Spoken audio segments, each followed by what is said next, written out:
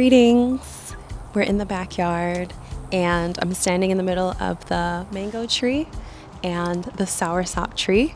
Behind me we have some lemongrass, and not shown on the screen is 2 avocado trees and a nice coconut tree. So we're in the backyard. I'm so excited today to be picking some fresh soursop leaves and making herbal medicine with it. I'm going to make a nice fresh tincture with all of these juicy leaves, and I'm just going to show you how I harvest them. We're going to talk a little bit about some of the benefits and the properties, and then we're going to show you a few ways to use soursop leaves and gain all of the properties from it. If you guys don't know, my family is from the Caribbean, and so this is a tree that, you know, my ancestors have used. A lot of folks in the Caribbean use soursop leaves for a wide variety of things, as well as mango leaves. A lot of people don't realize in Africa, mango leaves are great for malaria, for treating malaria. So if you didn't know, now you know. Also, lemongrass is amazing. The lemongrass needs to be pruned. It's August now, so it's kind of towards the end of the growing season. It does go dormant for a little bit, and this one has bolted, so we're gonna have to prune that. But anyway, let's get back to the juice of this video. I'm really excited to get into harvesting. So this tree here has a special place in my heart because my parents planted this in their backyard about 5 years ago. And I've literally watched it grow from this tiny seedling into this huge, lush tree. And I've been waiting patiently to harvest some leaves from it so that I can create some medicine with it. But I've been very respectful of its growth, and I didn't want to harvest anything when it was too small. And now it's finally reached a size. It will grow much bigger than this, by the way, but it's finally reached a size where I can harvest a good amount and create medicine. So I've been waiting years for this moment, and I'm excited to be sharing it with you in this video. So this tree has been here for about 5 years, and I actually think I see the first fruit on the tree. We have been waiting, my parents and I have been waiting, like, when is the soursop gonna fruit? And I'm pretty sure I see a fruit up here. Oh my gosh! Now, if you're from the islands or if you have roots there, you already know that soursop is one of those fruits that we all love. The fruit is highly medicinal in its own right. It is one of my favorite fruits personally, but the leaves also have their own source of medicine. And traditionally, soursop leaves have been used for teas. I grew up seeing it made that way. In the Caribbean, it's used for restful sleep, for calming the mind. It's very soothing and grounding, and it helps your body relax. This is also really helpful for children as well. And so that tells you that soursop is a nervine, meaning that it works directly with the nervous system. So instead of it being like a highly intense sedative, it actually just helps to quiet overactive and jittery energy. And so that's what's one of the top benefits that it's used for traditionally. Soursop leaves are also really great for supporting the immune system. They have a compound called acetogenins, which have been helped for its role in defending the body on a cellular level. So it's known as a very strengthening plant for when your body needs extra support. Soursop leaves are also anti-inflammatory. You can use it internally for inflamed tissues, any inflammatory issues in the body, but it can also be used externally as a poultice. And soursop leaves are also really known to be helpful for the digestive system. So it is bitter and a bit astringent as well. So it helps to, as we know, bitter herbs help with digestion. and it also helps to support the liver. Another herbal action of soursop leaves is that it is a diaphoretic, which means that it helps you sweat a little extra, which is very, very helpful for fevers. So it helps to cool the body down, and it helps with regulating body temperature and any fevers. And overall, there are so many more benefits. Soursop leaves are antimicrobial. They have mild antiparasitic effects. So you can use this leaf in so many different ways.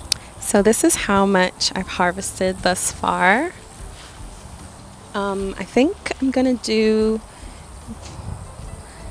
a bit more and then we'll go inside. I'm trying to beat the rain, but this tree is so abundant. I don't know if you guys are noticing, but I'm actually trying to harvest a little bit sporadically, so I'm not actually like making the tree bare or any of the stems. So I'm just taking a few leaves from each stem and kind of, doing a little here, a little here, a little here. So there's nothing that's like extremely bare. So I think that's something to note whenever you're harvesting anything from any tree.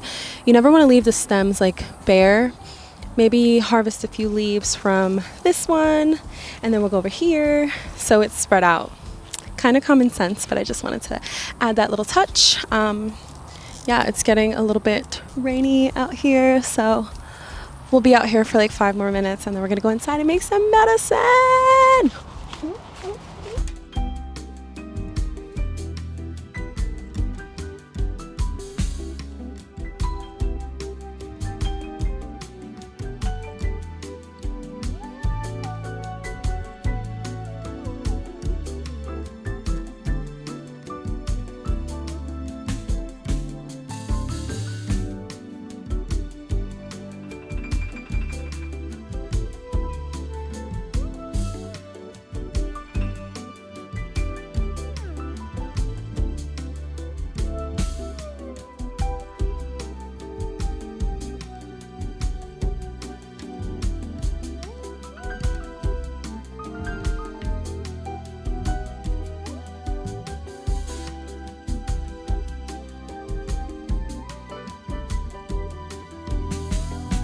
So as I'm coming in from the garden, I'm making sure to give my leaves a good rinse. Now, even though they've just been picked and they're straight off of the tree, there can still be a little dirt and maybe even some little bugs within these leaves. So I like to make sure that I start everything off with a clean blank slate, and I like to dry them as well.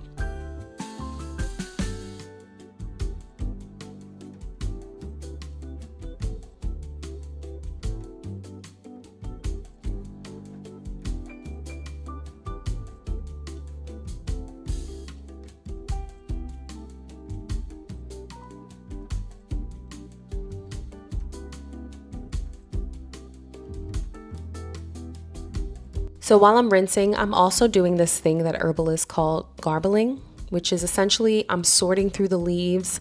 I'm removing any of the leaves that are bruised, discolored, torn, and just pretty much that are not viable to use. And I'm making sure that I'm picking only the healthiest, most viable parts of the plant so that I can make the strongest and most potent medicine with it.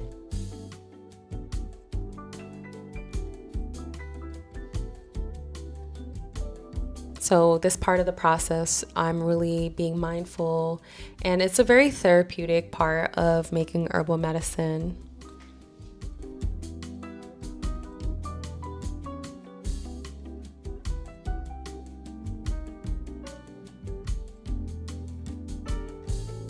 So let's talk about these tinctures for a minute. You can make tinctures with either fresh herbs or dried herbs, and there's actually a pretty big difference between the two. So when you're working with fresh herbs like these soursop leaves that are straight off the tree, the fresh herbs have their natural moisture, their vitality, their oils, and the tincture that you create from a fresh herb just comes out more potent, more alive. When you're using a dried herb, naturally, the leaves lose their potency the longer that they're dried. And so if you want the most nutritionally dense tincture, it's truly best to make your tinctures with fresh leaves if you can. This part of the video is a bit repetitive and you'll see me blending up these soursop leaves, and I really want to explain why. The main reason that I do this is to increase the surface area. So the more surface area that the plant has, the more potent your extraction would be. So instead of just placing the whole soursop leaves in a jar, covering it with some alcohol and hoping that I'm gonna get a powerful extraction, you're actually cutting into the plant's cell wall, which is essential in order to extract from the plant. You need to penetrate the cell wall of the plant. And so I like to blend my herbs because I'm making gallons and gallons of tinctures for my business. And so if you were making more of a small batch, you can just take something like a mortar and pestle, or you could chop your leaves by hand. However, for me, it would be very long and tedious of a process. So this blender does the job beautifully. But the key here is to not over blend. I'm really not trying to damage the property of the plant. So I'm only blending it enough just to break it down. Then I stop and I go on to the next batch.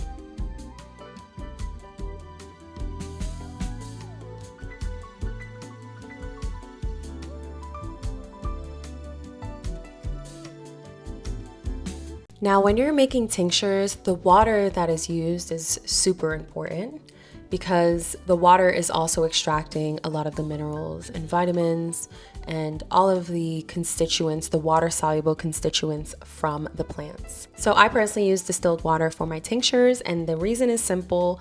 I want water without any extra minerals, no chlorine, no contaminants, and distilled water is pure H2O. So all of the impurities are left behind, and so it's a really, really neutral base. That said, some herbalists do like to use spring water. That's just like it's an herbalist preference. Everything is a preference at the end of the day.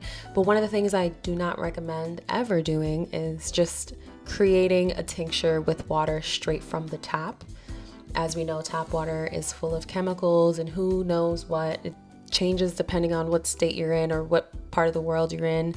And so we don't like any question marks, especially when it comes to creating herbal medicine.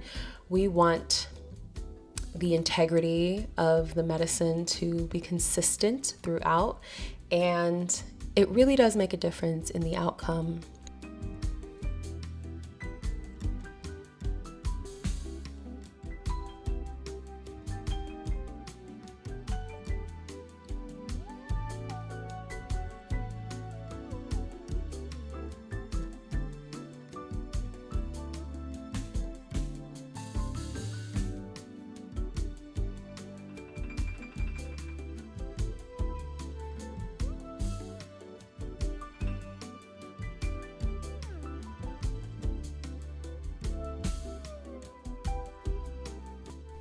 So when you're working with fresh herbs, fresh leaves that you just picked, the standard ratio for these tinctures are 1 part herbs, 2 part liquid. So we're calling that a 1 to 2 ratio.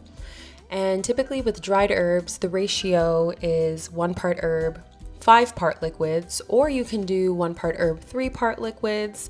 The reason is because obviously fresh herbs have more water content. If we were to use a 1 to 2 ratio with dried herbs, there simply would not be enough liquid. So the additional liquid is necessary because the herbs are dried. I hope this makes sense. This is pretty standard in the herbalism world.